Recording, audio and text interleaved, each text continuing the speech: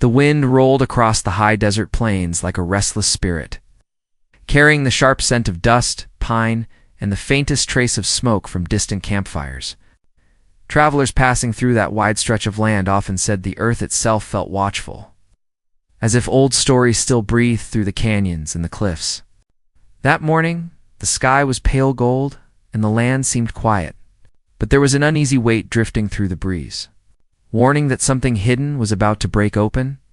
She felt it long before she saw him.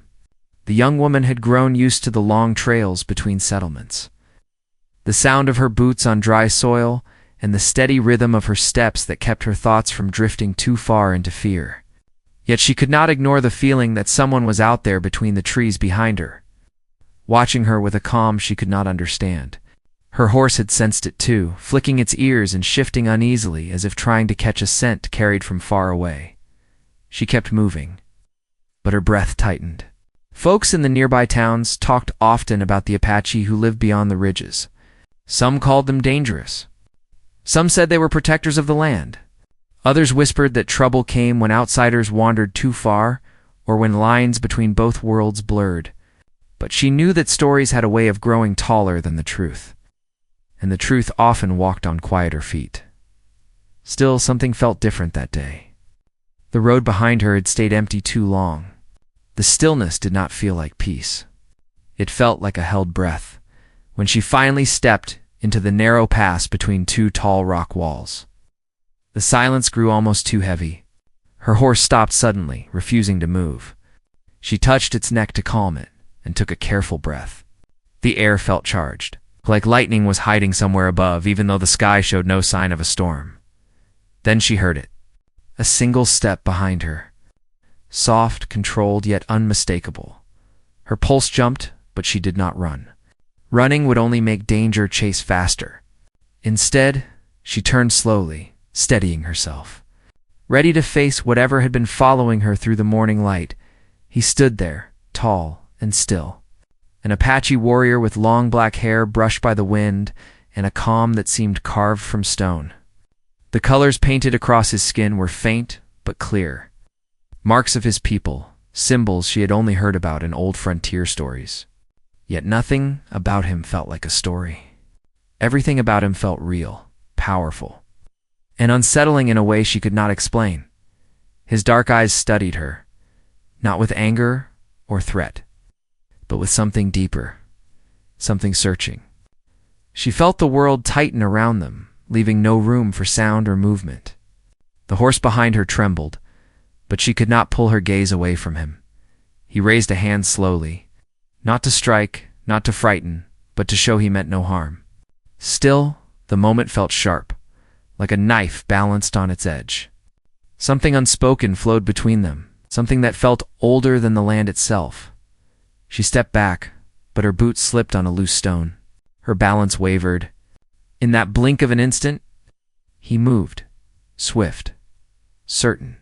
He reached out and caught the side of her dress before she could fall against the rocks. His grip was strong enough to keep her upright, but the fabric was worn from long travel. It's weakened from dust, rain, and days under the sun. It tore with a sudden sound that startled them both.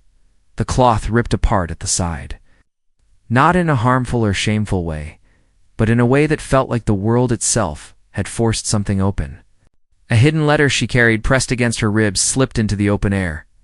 Falling toward the ground, he caught it before it touched the dirt. Her heart hammered as he looked at the letter, then at her. She reached for it, but he held it gently, not taking it for himself, but as if weighing its meaning. His brow tightened. She could not tell if he was recognizing something or questioning everything. He handed it back to her, and his voice finally broke through the silence. Low, steady, filled with something she could not name. What was hidden between us is now laid bare. The words struck her harder than the tearing cloth. She had never seen this man before. She had never spoken a word to him.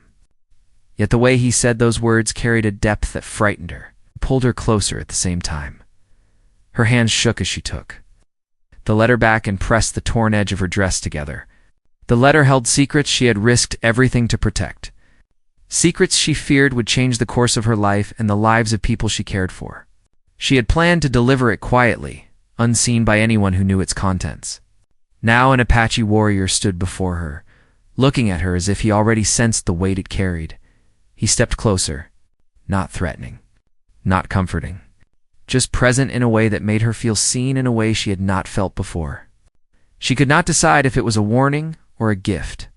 She wanted to speak, to ask him how long he had been following her, or why he had chosen this moment to reveal himself. But no words came. The stillness of the canyon pressed around them, sealing the moment between the rock walls. Then he tilted his head slightly, listening to something she could not hear. His hand went to the knife tied at his hip, not to use it, but to make sure it was ready. His stance shifted with the sharp focus of someone sensing danger long before it showed itself. She felt her own fear rise again. The way he changed told her this quiet meeting had not been a chance encounter. Something else was out there, something closing in. He looked at her one more time, as if trying to decide whether he could trust her, or whether she could trust him.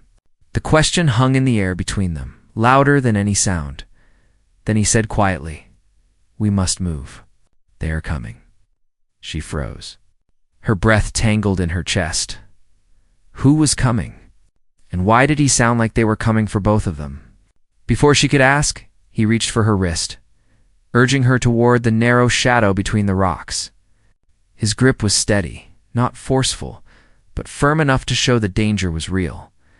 They had only taken 2 steps when the distant echo of hooves thundered through the canyon, growing louder with every heartbeat. The sound rolled across the stone walls like a warning that arrived too late. She looked back at him, fear rising fast. But he only tightened his jaw and whispered with a tone that sent a chill through her spine. "Whatever you were hiding is tied to them." "And now? To me?" The words wrapped around her like a storm wind, and before the next breath passed between them, the riders came into view at the far end of the canyon. The riders rushed into the narrow canyon with a loud wave of dust behind them. She felt her legs refusing to move. The Apache warrior pulled her into the shadows between the rock walls, pressing her gently toward the darkest corner where the sun could not reach. She tried to steady her breath, but the sound of the approaching hooves shook something deep inside her. She had heard those hooves before. Not the same horses, not the same riders, but that same heavy rhythm carried a meaning she knew too well. Trouble rode on that beat. The warrior did not take his eyes off the canyon's entrance. His posture changed again, shifting from calm watchfulness to a quiet readiness that made her feel strangely protected. He placed one hand on the rock beside her, making a small shield with his body without touching her. She sensed the control in his movements, the discipline, the way every sound reached him before it reached her. It was like standing near someone trained by the land itself. The riders slowed when they reached the torn. A piece of her dress caught on a thorn bush at the canyon edge. They circled around it, talking low among themselves. She could not hear their words, but she felt the tension in the warrior's shoulders deepen. The men wore long coats and wide hats that shadowed their faces. They were not settlers, she recognized, not traders, not ranch hands. Their horses were heavy and restless, and their saddlebags looked overstuffed, as if carrying something more than supplies. One rider leaned down from his saddle, picked up the torn fabric, and held it up toward the others. Even from her hiding place, she felt the air tighten. Her heart thudded in her chest. The warrior slowly angled his body, ready to step between her and any danger. The man with the fabric pointed deeper into the canyon and shouted an order. The riders spread out like wolves catching a scent. Her breath hitched, but the warrior's hand rose slightly, signaling her to stay quiet. She nodded, afraid to even shift her feet against the ground. When the riders finally moved past their hiding place and deeper into the canyon, the warrior waited until their hoofbeats faded. Only then did he turn to her. The shadows covered half his face, but she could see the sharp concern in his eyes. He looked at the letter she clutched against her chest, then back at the path the riders had taken. "Tell me," he said softly, "why are they following you?" She opened her mouth, but the truth tangled on her tongue. There were things she had not spoken aloud to anyone, things she had only understood piece by piece. The way lightning reveals a landscape for a moment but leaves the rest hidden in darkness. She looked down at the letter, The edges creased from her tight grip. The paper meant more than she had been ready to admit. More than she wanted to believe. "I did not expect them to find me this fast," she whispered. "I thought I had more time." The warrior studied her for a long moment. His expression was unreadable, but his eyes held a steady depth that made her feel the weight of her own secrets. He searched her face as if trying to understand everything she wasn't saying. "They were not only after the letter," he said. "They were searching for something else. Or someone." His words stirred something in her chest. A reason. A memory. A warning. "They came to the settlement 2 nights ago," she said quietly, asking questions. "About a woman on the trail. About a message that went missing. They did not know I heard them. I left before dawn because if I stayed, people I care about would have been in danger." The warrior looked at her torn dress again, then at the cliffs rising above them. "The message you carry," he said. "Does it speak of land? Of soldiers? Of the river crossing?" She tensed. "He noticed you know about it," she said. "I know pieces," he replied. "My people watch the movements of outsiders. We listen when their steps grow too heavy. When they prepare for something they do not wish others to see." Her hand tightened around the paper. She felt the truth pressing at her from every side. She had taken the letter from a hidden place in the town hall, tucked beneath maps no one else cared to look through. She had not meant to steal it. She had meant only to understand why the men who rode in and out of town had been avoiding settlers, slipping away at night. Speaking in voices too hushed to trust, she remembered the old trader who warned them that land disputes had begun to stir again. She remembered the girl in the settlement who said soldiers were moving equipment near the river. And she remembered the fear in the elders' eyes when they whispered about broken agreements and sudden disappearances. The warrior's voice drew her back to the present. "If that paper holds what I think it does, then trouble is closer than either of us expected." She stared at him, breath trembling. He was not accusing her. He was not threatening. He spoke as if he had known danger long before she stepped into it. She wondered what stories he carried silently, what losses lay behind the calm strength in his eyes. "Why were you following me?" she asked, the question rising from her chest before she could stop it. He held her gaze without flinching. "Because your trail crossed paths with trouble, and trouble often spreads beyond the one who carries it." The answer was honest, but it held something else. Something unspoken. Something he was choosing not to reveal yet. She looked down the canyon again. The riders were gone from sight, but the dust still drifted in the air. She did not know if they had given up or were planning to circle back, cutting off her escape. Her heartbeat pounded in her ears. The warrior stepped away from the shadows and moved closer to the sunlight, scanning both ends of the canyon. His movements were quick but controlled. No wasted motion. His senses seemed to reach farther than sight alone. He spoke without turning around. "You cannot stay on this path. Not alone." She hesitated. The open land beyond the canyon stretched far and wide, and she had walked much of it without fear. But now the ground felt unsteady beneath her, as if every choice led her into deeper uncertainty. He turned to face her again. And there was no harshness in his voice, only firm truth.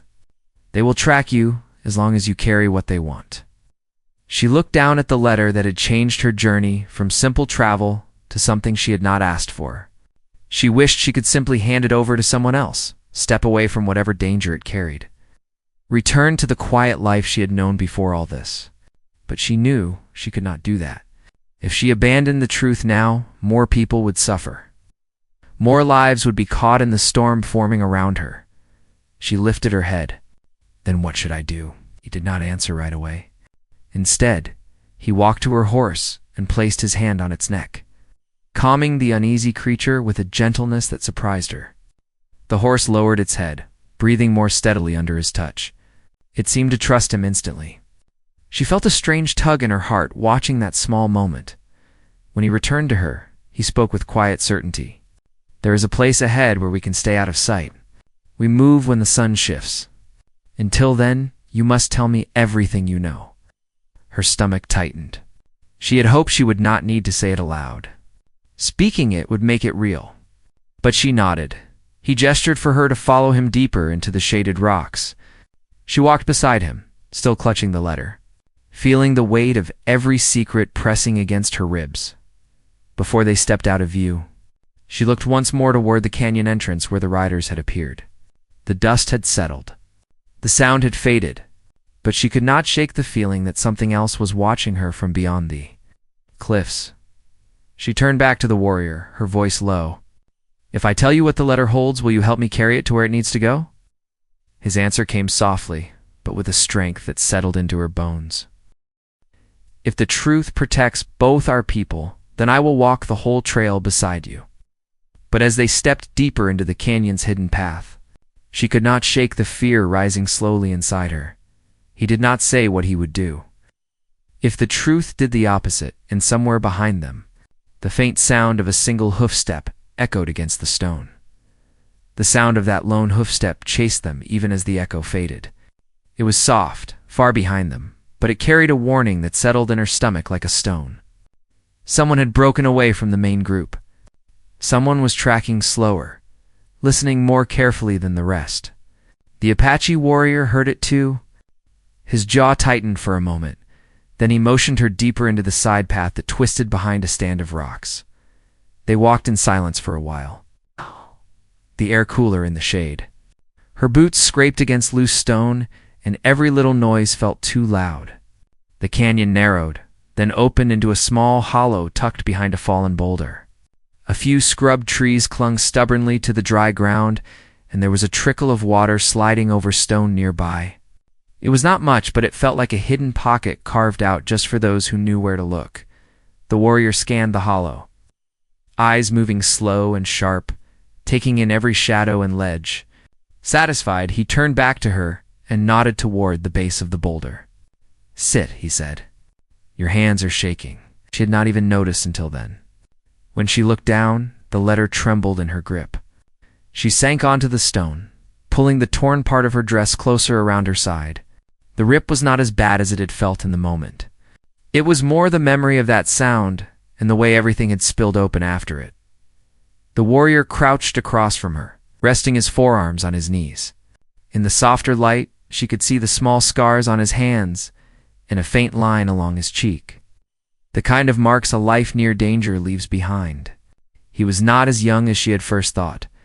There was a steady patience in his gaze that only comes after learning hard lessons. "Start from the beginning," he said. "Not just the letter. Tell me what came before it." She took a breath, trying to untangle the story in her mind. "I live near the edge of the settlement," she said. "On the side closest to the hills. Most folks there just want peace. A roof that does not leak, enough food to last the winter, a bit of land to raise animals. We hear stories of trouble, but we try to keep our heads down." He watched her closely, taking in every word. "About a month ago, riders started passing through," she continued. "Not the usual traders or ranch hands. Men with no patience in their eyes. Men who never stayed long enough for anyone to know their names. They went straight to the town hall, spoke with only a few men, then rode out before sunrise." "Not soldiers?" the warrior asked. "Not yet. No," she said. "But they carried themselves like men who answer to someone powerful. Men who already know they can get away with more than they should." His gaze darkened a little. She could tell he had seen that type before. "Then what happened?" he asked. She shifted, fingers brushing the edge of the paper. "One night, there was a storm. The roof of the town hall took some damage, and they asked a few of us to help move things to dry corners. I was stacking maps when I saw one that had been pushed under a pile, almost hidden. It was not like the others. It showed land near the river, with lines drawn across it. Lines that did not match what folks in town believed belonged to them." The warrior leaned forward slightly. "It showed our lands too," he said quietly. It was not a question. She nodded. "Near the river crossing? Near the hunting grounds they say your people have used for generations." His eyes hardened, but he held his temper. She could feel the air tighten again. "There was a smaller paper folded under that map," she said. "This letter. At first I only saw the words about a proposed agreement. About moving some families. about bringing in more men to secure the area. It sounded simple. Too simple. Then I saw the rest. Her voice caught.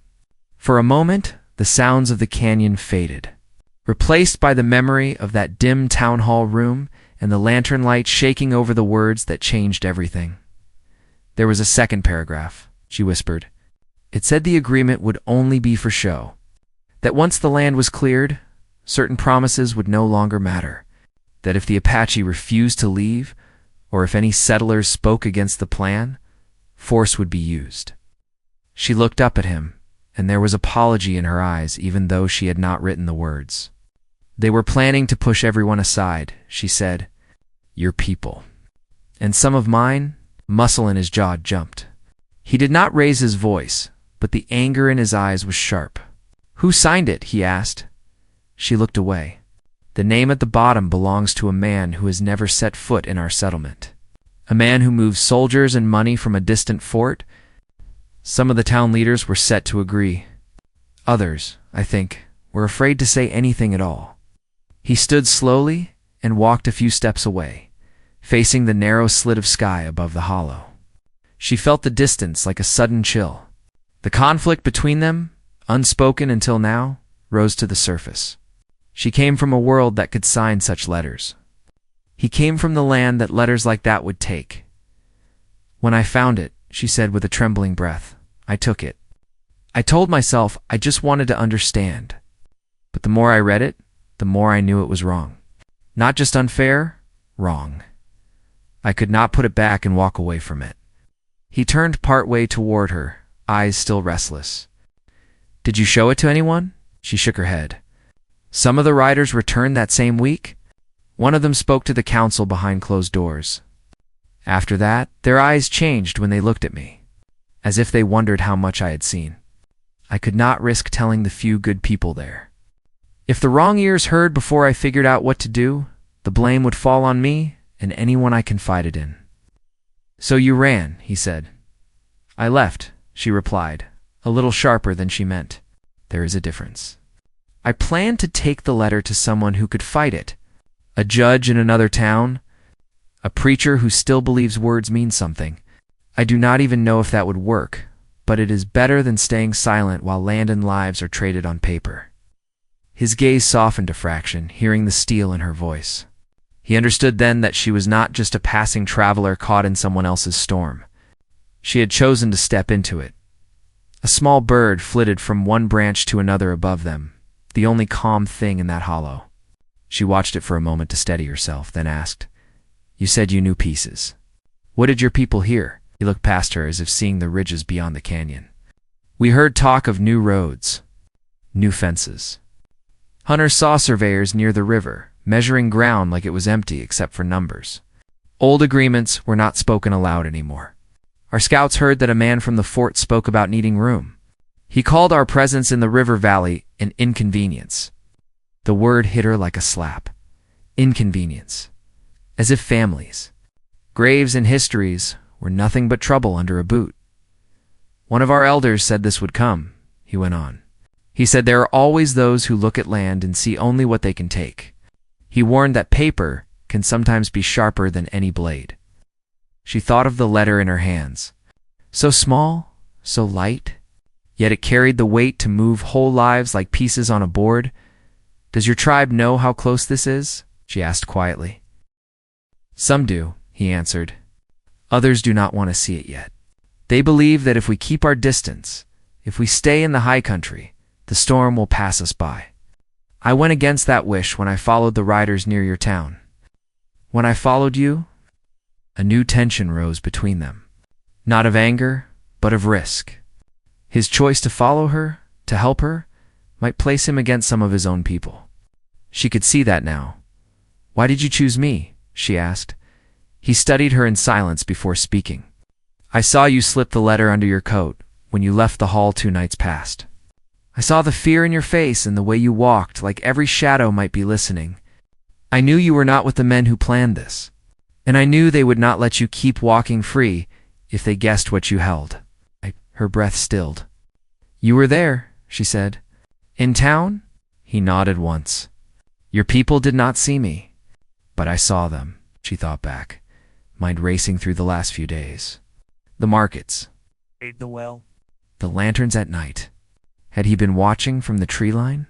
From the ridge above, quietly guarding, or quietly measuring how much she could be trusted.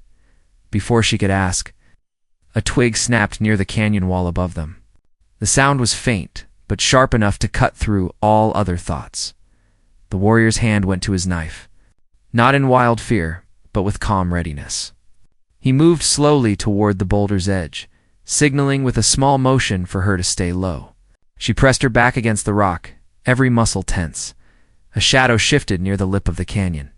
Then a small rock slid down, bouncing once before coming to a stop near her boot. She looked up, heart pounding. A figure appeared at the rim. Not one of the riders. A young Apache boy, no older than 12 summers, lay flat on his stomach, staring down with wide eyes. His hair hung loose around his face, and his chest rose and fell fast, like he had run hard to get there. When he saw the warrior, he raised a hand in a quick sign, then scrambled down a narrow path along the side. The warrior's posture eased, but only slightly. The boy reached the hollow and stopped, catching his breath. He glanced at her once, curiosity and worry mixed together, then turned to the warrior and spoke in his own tongue. Words tumbling out in a rush, the warrior listened, his face growing more serious with each sentence. When the boy finished, silence settled over the hollow like a blanket. "What is it?" she asked, unable to wait any longer. The warrior looked at her, his expression grave. "He says the riders are not alone," he said. "Men from the fort ride with them now. They have a guide who knows these canyons. And they found tracks near where you left the road." Her throat tightened. "So they are closer."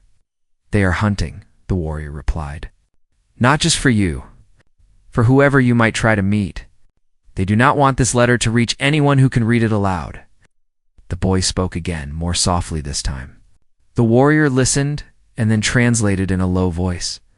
"He says some in our camp want to move farther into the high country. Others want to face this now before it reaches them. They argue by the fire. They ask where I am. They do not know I am here with you." The subplots of their lives were starting to twist together. A divided settlement, a divided tribe, a letter in her hand. A warrior caught between duty to his people and duty to the truth. "What will you tell them?" she asked. He did not answer right away. He looked from her to the boy, then to the narrow opening of the hollow where the faintest dust still drifted in the air. "Finally," he said, "first I must know everything written in that letter, not from memory. From the ink itself.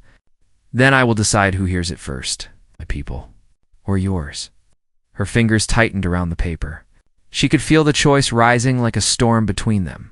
Once she opened that letter in front of him, there would be no going back. No pretending she had done less than she had. No hiding from the fact that she had tied her fate to people on both sides of a line that others wanted to draw. She slowly unfolded the letter. The crackle of the creased paper loud in the quiet hollow. The Apache warrior stepped closer, the young boy watching with wide eyes. The words lay between them now, waiting to be spoken. Far down the canyon, faint but growing, came the echo of riders' voices carried by the wind. The wind pushed through the canyon again, carrying the distant sound of riders' voices as if the earth itself was warning them that time was running thin. She held the unfolded letter between her fingers, and for a moment the words on the page blurred as fear tightened her chest. The Apache warrior stepped closer, reading the ink with sharp, steady eyes, while the young boy kept watch at the edge of the hollow. The whole world felt balanced on a fragile line, and she knew one wrong choice would send everything crashing down. The warrior's jaw clenched as his gaze traveled across the last lines. He did not look at her right away.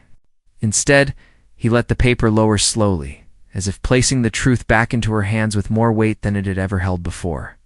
The silence that followed was tighter than any shout. "This is worse than the stories," he said at last. His voice was low, controlled, but she heard the fury buried underneath. "The men from the fort will not wait for talks. They mean to take everything before winter." She felt cold inside, even though the canyon air was warm. I did not understand all the words, but I knew enough to be afraid. You were right to be, he said. He paced once across the hollow, deep in thought, his steps slow and careful. She could almost see the conflict pulling at him from both sides. To warn his people would be to admit he had gone against the wishes of some elders.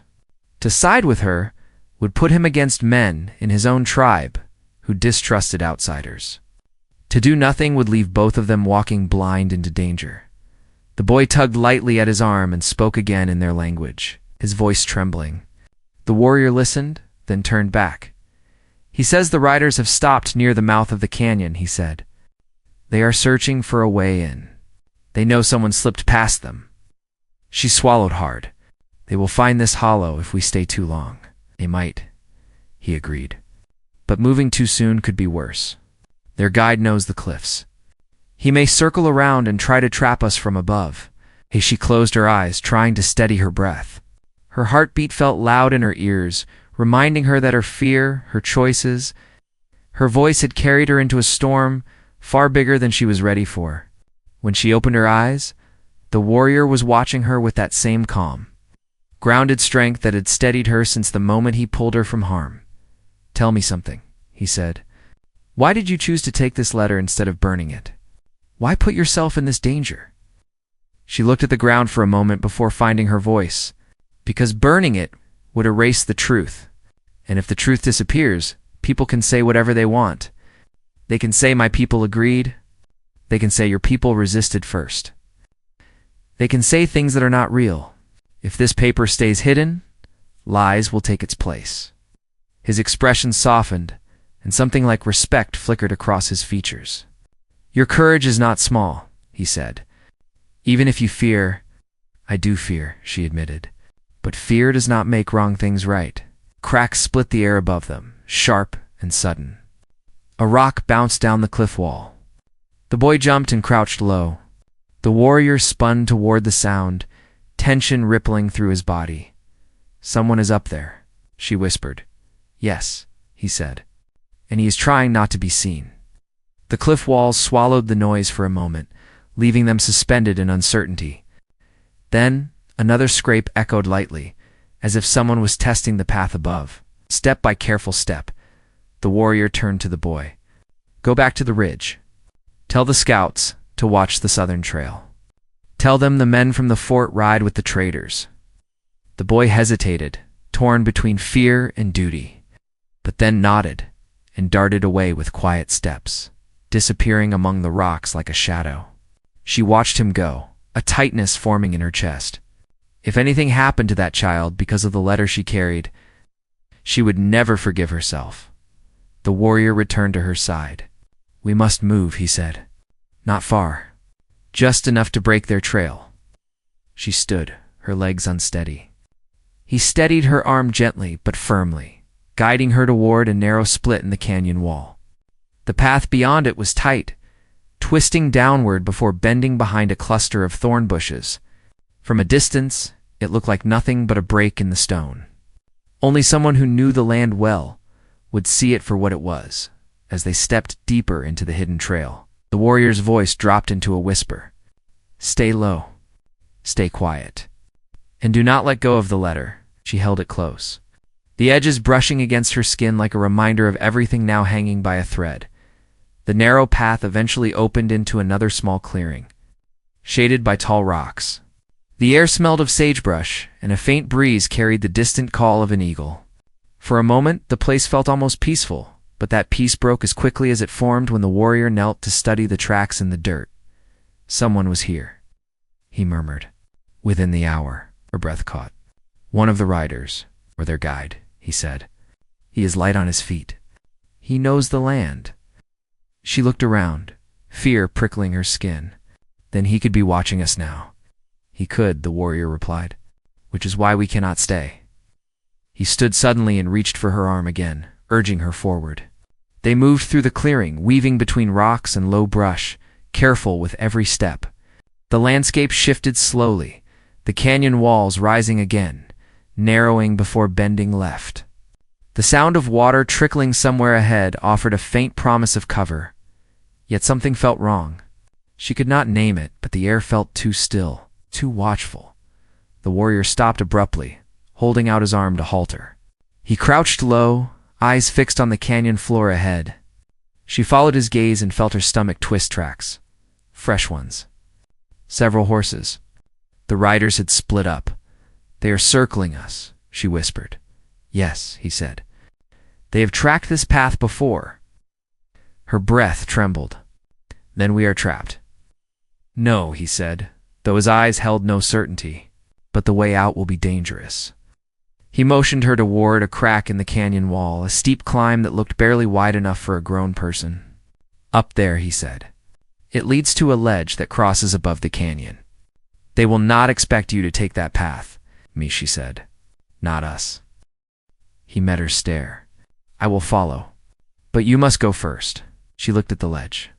The climb was unforgiving, the drop steep.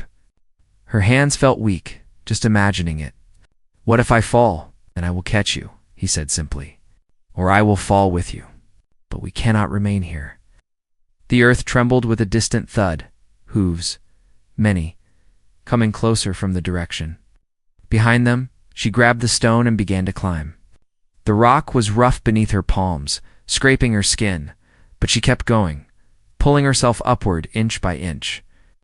Dust crumbled under her boots. Twice she nearly lost her grip, but the warrior steadied her foot from below, guiding her without pushing. When she reached the ledge and pulled herself up, her breath came fast and heavy. The path above was narrow, winding along the cliffside with a dizzying drop below. The warrior joined her seconds later, moving with quiet agility, just as they stepped onto the ledge fully. A shout rose from the canyon floor. They had been spotted. "Go," the warrior urged. She moved along the ledge, each step slow and careful. The wind whipped against her face, threatening her balance. The distant shouts grew louder. She knew if any rider reached the top before they crossed the ledge, they would be cornered with nowhere to run. Halfway across, the ledge narrowed to less than the width of her foot. She froze, fear gripping her throat. "I cannot," she whispered. "You can," he said behind her. "Do not look down. Look at the rock, one step at a time." She forced herself forward. One step, then another. The wind pushed again, but she pressed her palm against the stone, grounding herself. Behind her, the warrior suddenly turned. His knife glinted in his hand. She heard hoofbeats on the canyon floor directly below them, followed by a command shouted in a harsh voice. "They are climbing," he said. Her heart dropped. She moved faster, slipping once but catching herself. The warrior stayed between her and the danger, shifting his stance to guard the narrowest part of the ledge. The voices rose, closer now. Metal scraped against rock. Someone was climbing fast. She reached the wider section of the ledge and turned. Breathing hard, the warrior did not move from his post. "They will reach you," she said. "Come on." "I will follow," he said. "But not until they cannot reach your trail." Below them, a hand appeared on the rock, then another. A hat rose into view, a face she recognized from the settlement. One of the men she had once trusted to settle land disputes fairly. Her blood went cold. The man looked up, eyes narrow, and when he saw her, he smiled in a way that made her step back. "There she is," he shouted. "Bring her down." The warrior stepped forward, blocking the view of her completely. The man sneered. "That paper belongs to men who understand real power, not to you, and not to him." More hands reached the rock. More boots scraped. The warrior's blade tightened in his grip. This moment felt like the first snap of a storm. The point where everything breaks open and nothing stays hidden. She clutched the letter to her chest, as if it were the only thing keeping her alive, and below her. The riders kept climbing. The warrior stepped fully onto the narrowest part of the ledge, placing his body between her and the climbing men. The drop behind him was steep enough to silence even the bravest spirit. Yet he stood with a steady calm, as if he had faced cliffs and danger his whole life. She kept her back to the rock and held the letter tight, her breath shaky and fast. Everything she had run from, everything she feared, was now rising toward them in the form of familiar faces. Twisted by greed, the first man pulled himself high enough to lock eyes with the warrior. His smug grin faltered when he saw who stood in front of him. He muttered something to the others below, something she could not hear. But she could tell from his face that he had not expected resistance from someone who understood the land far better than he did. "You cannot stop all of us," the man called. "The fort wants that paper. The council wants that land. You two standing on a cliff won't change what's coming." The warrior's steady voice filled the air between them. "The land is not yours to trade," the man laughed. "Everything is for trade.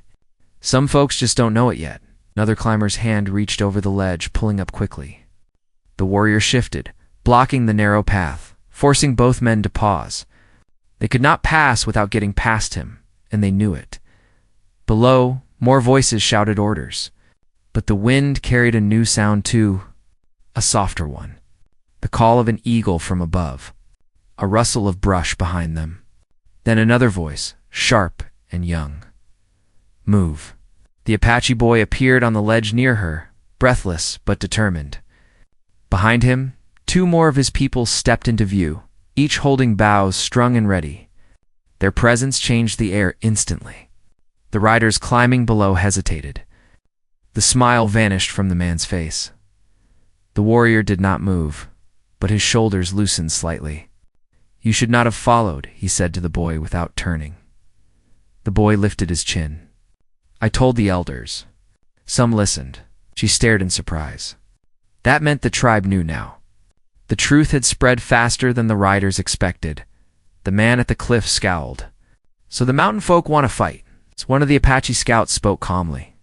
"Not a fight. A choice. Leave the canyon. Return the way you came, or be carried down by the wind." The message was clear. The riders did not have the advantage anymore. The canyon was no longer theirs to navigate.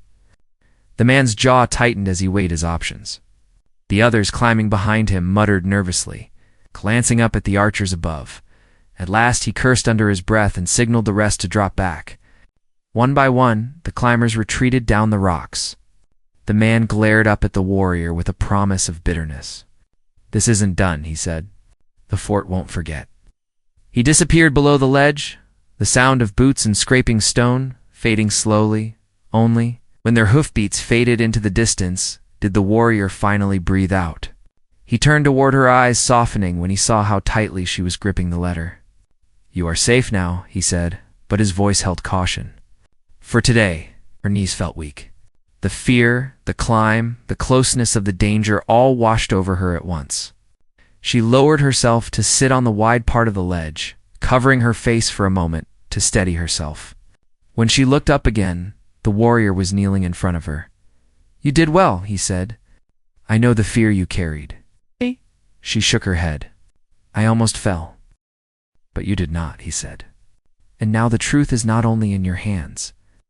She turned her gaze to the boy and the scouts who had arrived. "Your people came for you," she said softly. "They came for the truth," the warrior replied. "Something your people forgot to honor." His words held no anger toward her, only toward those who had betrayed both sides. She stood slowly, brushing dust from her dress. "What now?" she asked. "The riders will return to the fort. They will tell lies to hide what they planned. They will try again." "Yes," he said. "But now more voices know the truth, and you are not alone." They began their descent together, taking a safer path guided by the scouts. She felt the canyon widen around them, the tension easing with each step, though the danger still lingered in her thoughts.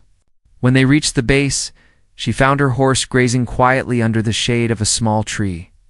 She pressed her forehead to its neck, relief spreading through her body. The warrior stood beside her. She looked at him with a mixture of gratitude and uncertainty. "I should take the letter to the judge," she said. "He might listen. He might take it to someone who can help." "The road will not be easy," he said. "The riders know your path now." "I do not want to run any longer," she whispered. "If I turn back, they win." He nodded, respecting her decision. "Then you will ride with us," he said. "We will guide you through the valleys. The soldiers do not know those trails." "You would do that for me?" she asked softly. "For the truth," he said. and for the land that belongs to all of us." They traveled toward the village at the edge of his people's territory. As they neared the camp, she saw fires glowing and heard the murmured voices of families gathered in circles. Some watched her with uncertainty, others with curiosity, but none with anger. The elders approached, their eyes deep with years of memory. The warrior handed them a copy of the letter he had rewritten carefully while they rested at midday. They read it slowly, their expressions tightening as they understood the danger. One elder turned to her. "You carried this burden alone," he said. "But the truth is not meant to be carried alone. It is meant to be shared." She felt her throat tighten. She had expected judgment or mistrust, yet she found calm acceptance instead. Another elder spoke. "The fort will deny this, but your courage gave us time. Time to gather. Time to speak. Time to stand." The warrior placed a hand gently on her shoulder. "You see now," he said, "the land listens when truth is spoken." She stayed that night near their fires, listening to their stories, learning their history, and seeing the land through the eyes of those who lived tied to it. The fear inside her slowly loosened. She realized she had stepped into something larger than herself. Not just a fight to protect land, but a fight to keep honor alive. At dawn, she prepared to continue her journey. Her horse was saddled, and the warrior stood beside her, the early sun touching his face with soft gold. "You will ride with 2 of our scouts," he said. "They will lead you to the valley road. No rider from the fort knows that path." She nodded, but she felt a tug on her heart that surprised her. She looked up at him, unsure how to put her thoughts into words. "Will we meet again?" The gentle wind shifted, carrying the scent of pine and dust. He studied her face, seeing the exhaustion, the determination, the hope. "Our paths crossed for a reason," he said. "If the land wishes it, they will cross again." She took a steady breath and held out her hand. He took it without hesitation, their palms meeting with quiet understanding. No promises. No vows. Just respect and something unspoken that neither needed to define. She climbed onto her horse, the letter safe inside her coat. As she started down the narrow trail with the scouts guiding ahead, she looked back one last time. The warrior stood on the ridge, a steady figure framed by the rising sun. Watching her go, she felt stronger than when she arrived. Not because the danger was gone, but because the truth had taken root in more hearts than she ever expected. By the time she reached the valley road, she carried more than a letter. She carried proof that courage could rise from fear, that voices could join across different worlds, and that the land itself held space for justice if people chose to stand together. Her journey was not over. There would be questions, challenges, and more dangers ahead. But she no longer carried the burden alone, and somewhere beyond the ridges, she knew he watched the horizon too. Ready for whatever fight came next? The truth had taken its first step into the open, and she felt the world shift with it as she rode toward her future.